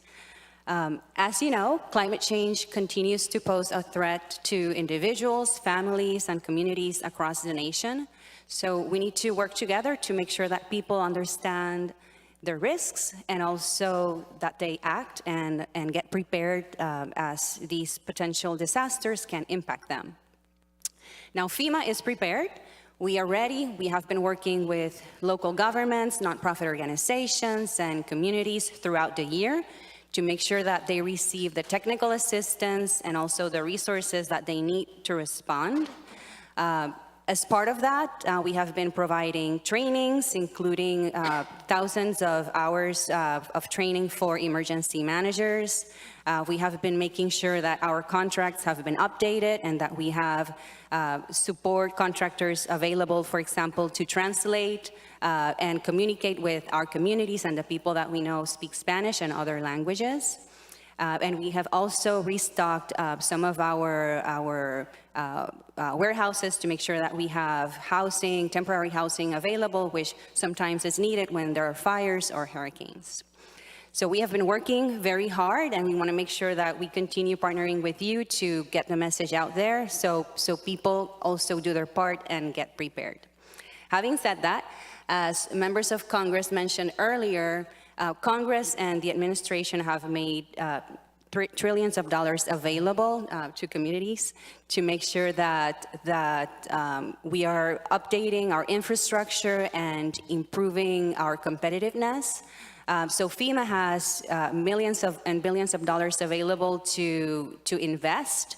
And we have been doing that, working with communities to make sure that building codes are updated, for example, and that local governments are addressing coastal erosion and some of the impacts caused by climate change. In addition to that, this year FEMA announced its reform of the Individual Assistance Program, which was a reform that was extremely broad and now makes sure that if there is a disaster, individuals can receive assistance quicker and faster, which can be used to purchase food or any emergency, emergency, I don't know how to describe it, artículos de emergencia, ¿qué tal? So that is what we call serious need assistance. In addition to that, the reform process makes sure that people can receive different types of housing if they need so as well. And for some individuals that have disabilities, they may be able to improve their living conditions if they qualify to conditions that are better pre-disaster. So those are our individual assistance reforms. And then in addition to that, we will make sure to continue working with local leaders and organizations to ensure that people are prepared. So we want to make sure that you have that information as well. And you can find that in the website ready.gov or listo.gov to find all the basic guidelines to prepare for these disasters. Thank you. Yeah, thank you very much. Hola y buenos días. Mi nombre es Gilbert Resendes. Hello, my name is Gilbert Resendes. I am here today with the National Telecommunications and Information Administration's Office of Internet Connectivity and Growth. That is a very long mouthful of a name, we just call ourselves NTIA. We are a part of the Commerce Department. I would like to say thank you for the plug for internships. I started here originally as an intern, and I am now a federal program officer working at NTIA. Thank you. Here at NTIA, we are on a mission to connect every single person in America to affordable, reliable, high-speed broadband internet. And what that looks like is we are administering a number of different programs, mainly the BEAD and Digital Equity Act programs from the infrastructure bill in order to accomplish that goal. What that looks like is we have about $48 billion to implement, much of it flowing through the states. And I think that's a really important piece to note, is that this is flowing through the states, and then states will subgrant those funds, whether it's to build infrastructure deployment, to stand up computer and device programs, or to stand up training opportunities. It is important that you not only work with us, but also get in contact with your state broadband offices. This is important, like Secretary Raimondo said, it is very, very difficult to participate in today's modern economy if you're not online and if you don't have the skills necessary to interact with, internet networks as well as devices and the skills that you need for that. And if individuals don't have that, then they are at risk of being left behind in this economy. But we can't do this work without the help and support of the Latino community. Every single state and every single subgrantee that is receiving these funds is required to conduct meaningful stakeholder outreach and engagement to make sure that we are truly understanding the needs of this community as well as every community in America. And like it's been reiterated here so many times, the Latino community is not a monolith, and it's very important that we hear from you, we work with you, and we work with our state partners as well to really drive home that message as we implement those programs. For a quick program updates, 2023 was a very big year. Every single state, the District of Columbia, and territory has submitted an initial proposal to NTIA. We are working very, very quickly to review those and get those approved so that states can begin putting that money out the door and operationalizing their programs. We've also approved a digital equity plan for every single state, territory, and the District of Columbia. So we are doing work, we are working to get that money out to this community. With that, I'll pass over to my partners.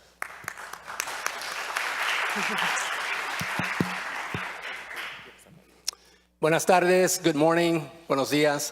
I want to welcome you all to the Department of Commerce, a department that I've worked at here during the Biden administration and the 8 years of the Obama administration. To our colleagues from the different agencies, welcome to El Departamento de Comercio. Laura, thank you for having us moderating. And a big round of applause for Andres, who has worked months in putting this together. I know that there are wonderful people out there, but this light is shining so bright that we cannot see you. My name is William Ramos. I'm the Senior Advisor to the Assistant Secretary of Commerce for Economic Development. Soy el asistente principal de la Asistente Secretaria de Desarrollo Económico. At the Economic Development Administration, we're one of the smaller agencies here at the Department of Commerce, but we punch way above our weight. This administration, the Biden administration, has come to EDA for a whole host of major Biden initiatives, White House initiatives, and aside from the everyday work that we do at the Department of Commerce at EDA. At EDA, we are about investing in the people, places, and potential that power America. And we're guided by the basic principle that sustainable economic development has to be locally driven. In years prior, in administrations prior, the federal government would come up with a program and send it across the country to the states, territories, and cities and municipalities. It was a cookie cutter type of program, one size fits all. And we know that what works in Seattle does not work in San Diego, does not work in Little Rock, Arkansas, or in Fort Lauderdale, right? So what we do at EDA is put out economic development opportunity grants on a whole host of priorities that would then come back to us with the idea and brainstorm of the local community. We believe that you guys are best prepared to tell us what it is that you need. In terms of how the Economic Development Administration then works these issues to meet the goals with the Latino community across the country, we have 7 investment priorities at EDA, and the very first one is equity. We want to make sure that everyone, every community, every tribal community and state has an opportunity to participate in the economic redevelopment of their communities. We do projects in public works, economic adjustment assistance. We work on local technical assistance. We work with universities across the country. Trade adjustment. The Economic Development Administration, for our colleagues in the administration, is the only agency in the entire Biden administration that has a program called Build Back Better, the Build Back Better Regional Challenge. And one of the programs under the Build Back Better Regional Challenge is the Good Jobs Challenge, which we have put grants out across the United States for these communities to tell us what their workforce looks like, whether it be technical, whether it be in AI, whether it be in aerospace, in manufacturing, in mercantile, in rugs, in exports. And with those communities, we're working on training that new base of workers to meet the job needs of those communities. Margarita spoke, and our colleagues from NOAA spoke on the issue of disasters and weather.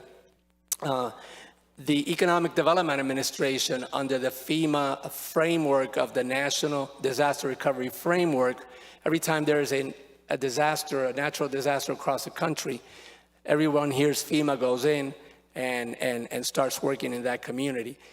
That is a framework of 6 different pillars. One is housing, one is transportation, one is health and human services. The Economic Development Administration leads on what is called the Economic Recovery Support Function. After FEMA and some of our other sister agencies have gone in and cleaned the debris, saved lives, relocated people to homes, EDA comes in with the rest of our team to work on long-term economic recovery with those communities. And I grew up in Miami, and I've seen many, many hurricanes and how it could be so destructive to communities. But in 1992, Hurricane Andrew struck Miami, and I was the director of a youth organization in Miami where we, just like here, we put kids into college, dropout prevention, the whole 9.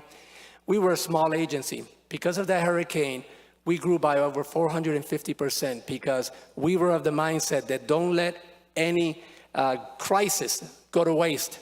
And we started working the community. We looked for opportunities within the federal government to be able to fund more programs for children and youth in South Florida. And that happens across the spectrum every time there's a hurricane. We worked on a mission in Puerto Rico for 5 years that we closed last year. Everybody keeps hearing just the bad stuff about Puerto Rico, and Miguel worked on the Puerto Rico team here for a long time. Puerto Rico is moving forward. Yes, there are going to be more hurricanes in Puerto Rico, but the 3.5 million people that live there are already moving forward because they're very resilient. And what we want to do through our disaster recovery is make those communities resilient so that they can also participate in everything that every one of these panelists here is talking about, or that you've heard earlier from the Secretary and the members of Congress. The Economic Development Administration is here to serve you in a whole host of ways. We have 6 regional offices across the country, and Latino communities get served in each one of those. We have an economic development representative in every state, and those folks are on the ground. They know what's going on in Miami. They know what's going on in Los Angeles. They know what's going on in Little Rock, Arkansas, or Nashville, Tennessee, with our Latino communities. So we're prepared to continue to work with you in your communities. And again, thank you for being here. I know you look beautiful, because our Latino people always look beautiful. And in terms of the internet, if you guys are connected to the internet, yesterday you were able to vote for Maripili en Casa de los Famosos, all right? So.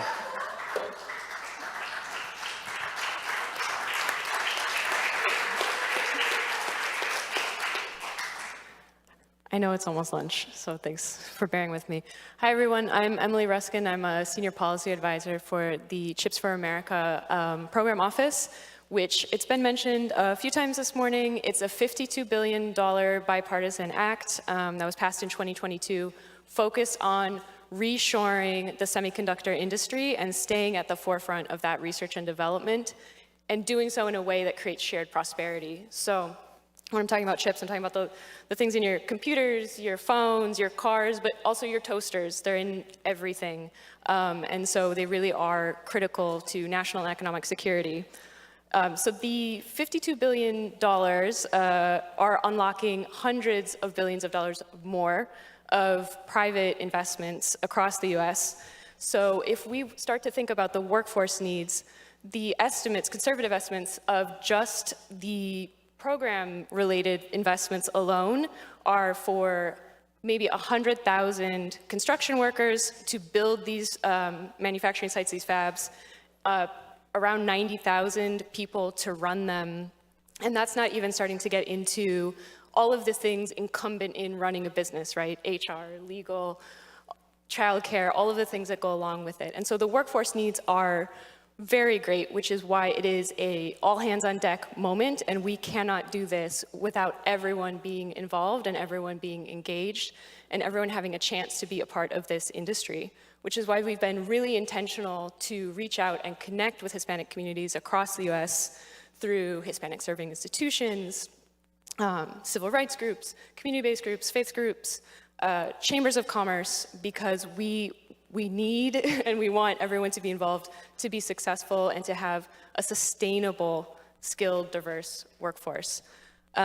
Beyond the workforce needs, the CHIPS Act also requires that manufacturers that apply for this funding affirmatively speak to how they are going to invest in the communities around these sites that they're building, as well as how they are going to create inclusive opportunities for business to take part in the money that is going to be coming for these projects. So how they might be engaging with small, minority, women, veteran-owned businesses. And that doesn't have to mean these businesses create the machines that make chips. It can be any of the things that businesses need and need to procure as part of this work. And so, again, we need everyone to be involved. I strongly encourage you to go to chips.gov. We have a teaming partnering list where entities can put their information, and that's public. Awardees, applicants, stakeholders in your communities can see that information, whether you're a small business, whether you're a community-based organization. I would strongly encourage anyone who's interested in taking part to put their information there. I'm also happy to stick around for a little bit after this to talk. Please feel free to reach out to us. We want everyone to be a part of this industry, whether that is raising awareness in K-12 of STEM opportunities, creating internship opportunities, whether that's being a small business that works with a manufacturer, whether that's being a community organization that partners on a community investment. We need everyone. So thank you so much for being here. Thank you for joining us. Please reach out, let us know how we can help. Magnificent. Wonderful. Speaking of engagement, that is one of the key things, is to be engaged in your community. I am Dr. B.J. Douglas from the Department of Housing and Urban Development, led by the Honorable Adrienne Todman. HUD's responsibility is the national policy and programs that address America's housing needs that improve the development of the nation's communities and enforce fair housing laws. It is very important to understand things that we do at the Department of Housing and Urban Development because we work very closely with the Latino community. I happen to have 3 Latino great-grandchildren from my Latino child that I adopted many years ago.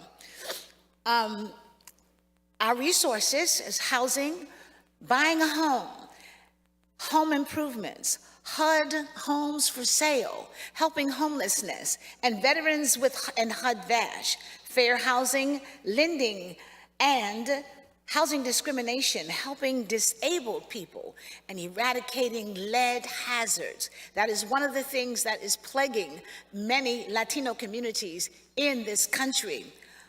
I want to make sure that you understand, be aware of the colonias. Help the people in the colonias, because this is a community that we work with a lot, and with housing and urban development. Funding opportunities, but one of the main things when we say foreclosure assistance, one of the main things with HUD that I work with the Latino community so much is foreclosures. I want you to hear this very carefully. Face foreclosure with faith and not fear.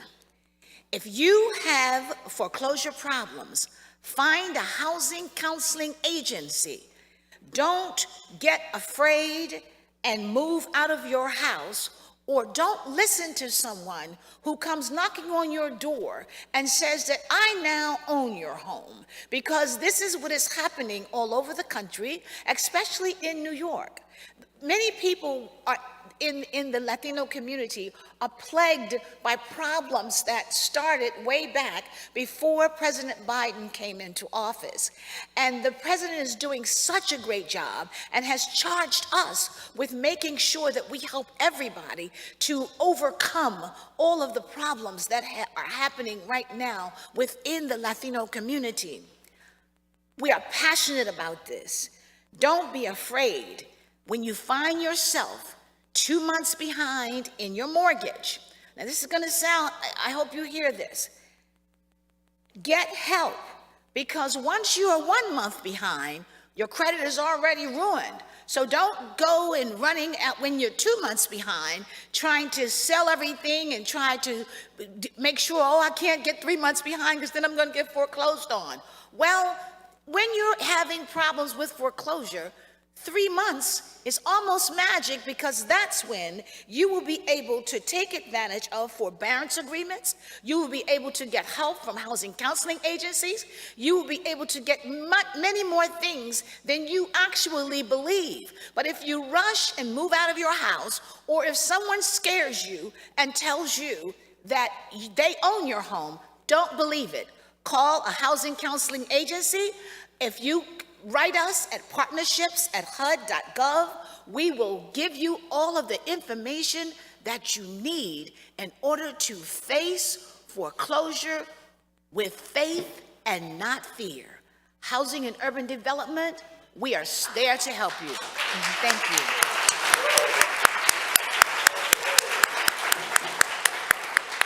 Thank you to our panelists for being here, and thank you for your leadership across these many programs, and for spending time with us today. We threw a lot of information at you. We know that. We'll make sure that you have details on the websites and the programs that were referenced during this panel heading forward out of today. But thank you to our panelists for being here. Let's give them one last round of applause. I'll turn it back to Andres. And a big round of applause for Laura, our Director of Public Engagement. So stand tight. Here it's a very important announcement. I want to bring up to the podium the person who made this possible, along with his CEO, Maite, from Hispanic Access. Given that the senator had to speak at the beginning for a vote, I want to give him, the 2 minutes that he needs to address this important community. And as soon as David is done with his remarks, we're going to follow Lieutenant Commander Calix, Dennis, and our amazing interns. Can you raise your hand? And we're going to follow them to the cafeteria. Lunch is delicious. You do not want to miss it. And we will be back here in the auditorium at 1:15 sharp. So go to the restrooms at 1:10, at 1:05, and get ready to be here, seated down at 1:15. We're going to go into the breakout sessions where you're going to get the business cards from each one of these amazing bureau leaders.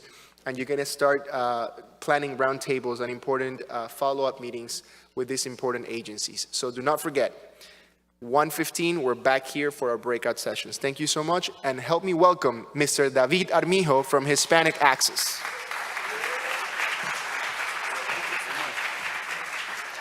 Well, you've heard it say, never put a pastor on a pulpit before lunch, so you get the privilege of getting to hear me speak before lunch. I promise to keep it short. I promise to keep it to the point. First of all, thank you so much for this honor of allowing me to speak to you today. On behalf of Hispanic Access Foundation, I am super proud and honored to represent my team that work for me and for our organization, that are fearless, that are emotional, that are full of corazón and passion to help leaders like yourselves in the community. I am honored to be able to talk a little bit about what Hispanic Access stands for. And I want to start by sharing a little bit about who I am. My name is David Armijo. I'm the Chief of Programs. I come from New Mexico. I come from a very humble family. My mom and dad were very humble and caring. My mom and dad constantly cared for people in our neighborhood. I remember my mom cooking food and having me take it over to neighbors that didn't have food that day. I remember my dad, who owned a business, would give people work even when he didn't have work for them to do, so that he could provide them with a paycheck so they could support their families. And I think that's where my passion for working in community comes. But my career hasn't always been in service. I've worked for corporations. I worked for Target Corporation. I worked for H&R Block. And as a matter of fact, that's how I came to know Hispanic Access Foundation, through a program working in our local churches to share about taxes with the community, to make sure that they were making great decisions about their tax situations. And I fell in love with the organization over 14 years ago. And now I get to work for an organization filled with corazón and passion. And I'm so proud to say that. And that passion comes from our CEO, founder, Maite. Maite came to this country at 8 years old with her mom and dad and her 2 young siblings. And when she arrived here, she realized very quickly that she was going to have to step up and be the translator, be the navigator for her family. And she navigated to provide access so that they could become citizens, they could get jobs, they could get the resources they needed. And Maite went to work for the nonprofit world. And in working in that world, she said, you know what? My community needs help, because if my parents and my family had had those resources, the way we navigated this country would have been so much simpler. And I want to provide that. And she founded Hispanic Access in 2010. What do we do at Hispanic Access? Well, I could list our programs. We do workforce development through our internship programs. We do STEM programming. We do financial literacy programming. We do conservation efforts. We do financial literacy. Did I say that one already? I might have. I'm going to say them a couple of times. We do health programming. We do a bunch of different things, but what I'm going to tell you what we really do is, if today we brought 35 leaders from around the country in Puerto Rico here today to be at this summit and to advocate for their communities on the Hill in the next couple of days. We provide bridges of access for community members. We want to provide resources for those community members. They are the most important thing that we do at Hispanic Access Foundation. I want to thank this organization. I want to thank the Department of Commerce for this opportunity to be here today. Most importantly, our partnership with faith-based and neighborhood partnerships. And Andres, thank you so much for allowing us to be here. All we want to do is elevate this department and elevate government and make sure that people know the resources and access that we have. Everyone who was on this stage, everyone that you heard speak, work on our behalf. and they are here to serve us. And I am so proud to say that I work for an organization that teaches and helps people advocate for the needs of our community. Thank you so much for being here. It is time to go eat.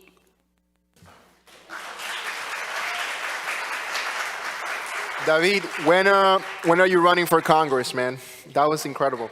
So follow your number on your badge.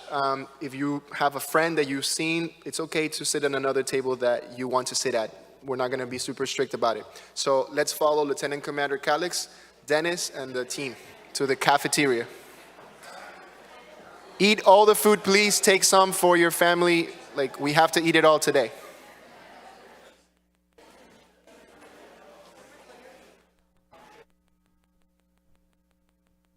At this time, the live portion of the event has concluded. Please contact us at commercefbmp@doc.gov. Para los que están en casa, en este momento el live stream ha concluido. Pueden escribirnos a commercefbmp@doc.gov. Muchas gracias.